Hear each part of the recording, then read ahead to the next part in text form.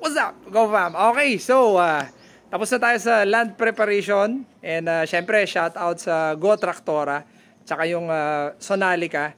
So ito na yung aking honest and final review, GoFam, no? So meron tayong apat na tinitingnan when pag nagpa-purchase tayo ng Tractora, which is syempre yung build quality. Ayaw naman natin ng sirain and which eto nga pumasa sa atin. So build quality, check. Number 2 is yung efficiency. So, syempre, yung pinadala sa atin is 105. So, expected yan na medyo mas mataas. Nasa range siya, GoFam, ng mga nasa 15, 16 liters per hectare. So, I'm sure yung mga 90, 80 horsepower nila, for sure, mas mababa yun. Okay? Number 3 is yung unit cost. I think which ito yung nag-stand out para sa akin sa Sonalica. Kasi nga, kung ikukumpara natin siya sa Orange, mga nasa 300,000, 400,000 yung difference nito. So, kung alam mo yan, kung medyo bitin ka sa budget at gusto mo yung okay na unit, matibay naman, I think Sonalica papasa. Yung number 4 na tinitingnan natin, which is I think yung deciding factor nito, GoFam, is yung aftermarket sale. Okay? So, unang-una, na-impress ako dito dahil 2 years yung warranty nito, hindi kagaya ng mga ibang company, 1 year lang. Okay?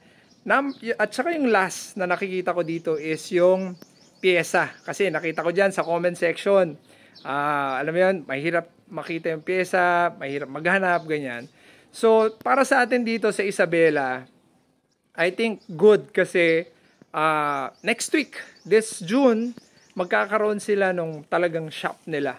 Pwesto dito sa Isabela, sa may bandang Kawayan. Okay? So, pag meron kayong pyesang kailangan, filter, alam mo yun, pag nasiraan, madali lang tumakbo. Okay?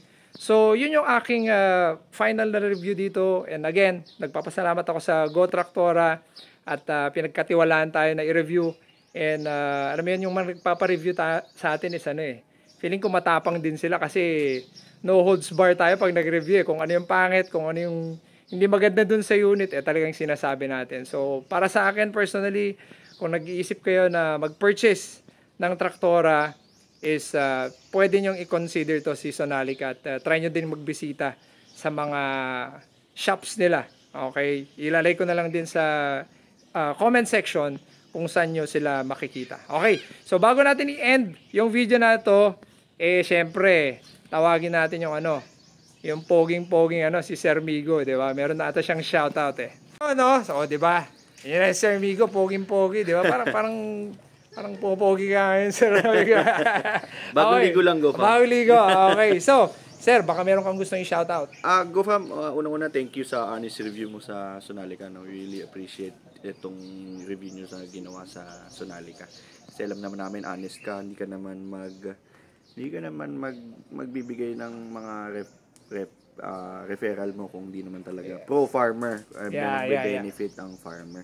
GoFam, magpapabati lang yung mga clients ni Go Tractora, lalo na yung clients si Sonalica. Tsaka, baka pwede mag-special mention lang kay Ma'am Pai. Yan. Oy, shout out sa'yo, Ma'am Pai.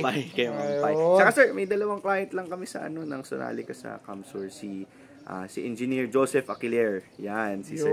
Fan na fan kanyan. Talaga? Tsaka si Engineer Hildo Nolasco. Yan. Yun, si Sir Hildon. Okay. Hildo Nolasco, tsaka si Joseph Aquiler. Yun. Okay. So, meron ka pa bang gustong pakilala ko lang din yung mga sales specialist ni Go Tractora na nakabase dito sa Kawayan, no?